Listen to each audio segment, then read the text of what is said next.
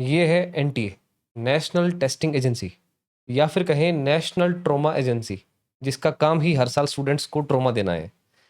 2017 में एजेंसी बनी थी, उसके बाद से हर साल इसके ऊपर एलिगेशन लगते आए हैं। 2018 के अंदर लगे थे एलिगेशन की जो फर्जी कैंडिडेट्स हैं वो अपीयर हुए हैं दूसरे कैंडिडेट्स की जगह पे। 2021 में एलिगेशन लगे, 22 में लगे, 24 में लगे, और 2024 के अंदर नीट पीजी वो तो कैंसिल ही करना पड़ गया। और अब बात आती है 2026 की, इसके अंदर नीट यूजी 120 क्वेश्चंस जो हैं वो एज इट इज मिले हैं, जिसमें 90 क्वेश्चन बायोलॉजी के हैं और 30 क्वेश्चन केमिस्ट्री के। ये पेपर लीक हो गया 42 घंटे पहले। जब एक एजेंसी जिसका इतिहास इस तरीके का चल रहा है ऑलरेडी, तो क्यों ना ऐसी ट्रॉमा एजेंसी को बंद कर देना चाहिए। प्रभाव किन पे पड़ा है? लगभग 23 लाख कैंडिडेट्स, उनकी तैयारी, उनके पेरेंट्स के सपने, पता नहीं कितनी ही स्लीपलेस नाइट्स उन लोगों ने बिताई होंगी इस एग्जाम के लिए, और लास्ट में क्या होता है? Exam cancel. 120 क्वेश्चन जो मैंने बताया था लीक हुए, 600 मार्क्स का जो पेपर है वो कॉम्प्रोमाइज हो चुका था। 42 घंटे पहले ये पेपर 5 लाख रुपए में बिकना स्टार्ट हो गया था, और लास्ट तक आते आते यानी कि एग्जाम से जस्ट एक रात पहले ये पेपर 30 से 40 हज़ार रुपए में मिलने लग गया था। एक एमबीबीएस स्टूडेंट्स है जो फिलहाल केरला के मेडिकल कॉलेज में उसका एडमिशन है, चूरू डिस्ट्रिक्ट से बिलोंग करता है। उसने ये जो पेपर है एक हैंड रिटन नोट्स के फॉर्मेट में अपने किसी साथी को भेजे थे, और वहां से धीरे धीरे ये सर्कुलेट होता चला गया व्हाट्सएप ग्रुप्स के ऊपर, टेलीग्राम के ऊपर, देश भर के अंदर काफ़ी सारे स्टेट्स में इसकी ट्रेल्स बाद में मिली हैं। 1 तारीख को 42 घंटे पहले हुआ था, 5 लाख रुपए में बिका था, 30 हज़ार रुपये तक इसके जो प्राइस है वो ड्रॉप हो गए थे।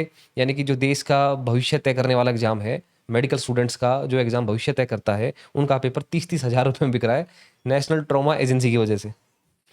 3 तारीख का एग्जाम होता है जिसके अंदर सीसीटीवी कैमरा रहते हैं, 5G जैमर्स रहते हैं, जीपीएस पेपर्स, बायोमेट्रिक, बहुत सारी चीज़ें लगा रखी, तमाम तरह की सिक्योरिटी कर रखी थी एनटी ने, सारी की सारी वेस्ट। और 12 तारीख को ऑफिशियल कैंसिलेशन। और अब जो है, जो नेशनल ट्रॉमा एजेंसी है, ये किसी इस देश के नेता की तरह बात कर रही है, जैसे कोई पॉलिटिकल पार्टी बात कर रही हो, कि हम आपकी फुल फीस रिफंड कर देंगे, री एग्जाम होगा, 0 कॉस्ट पे होगा, कोई चार्ज नहीं लगेगा आपका, नो री रजिस्ट्रेशन, और जो फ्रेश डेट है वो जल्दी आपको बता दी जाएगी, उसके एडमिट कार्ड भी रिलीज कर दिए जाएंगे।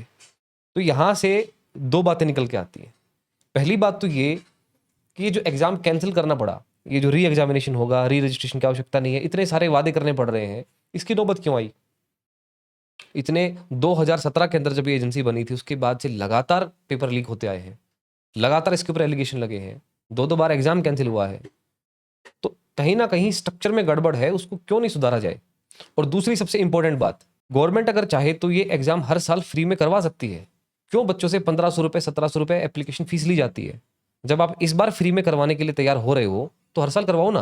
काफी सारे ऐसे कैंडिडेट्स हैं जो इकोनॉमिकली बहुत पुअर हैं, वो बच्चे भी इतनी महंगी फीस भर के फॉर्म भरते हैं।